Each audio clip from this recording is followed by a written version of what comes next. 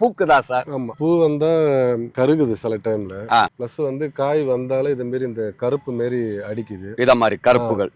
காய் வெளியில பச்சையா இருந்தாலும் உள்ளார பாத்தீங்கன்னா ஒரு மாதிரி வெம்பி போன மாதிரி இருக்கு. ஒரு சுவையானதா வந்து எல்லாமே வெடிக்குது. சாப்பிடும்போது புழு இருக்கு. ஆமா, புழு ஃப்ரூட் போற உள்ள புழுவும் இருக்கு.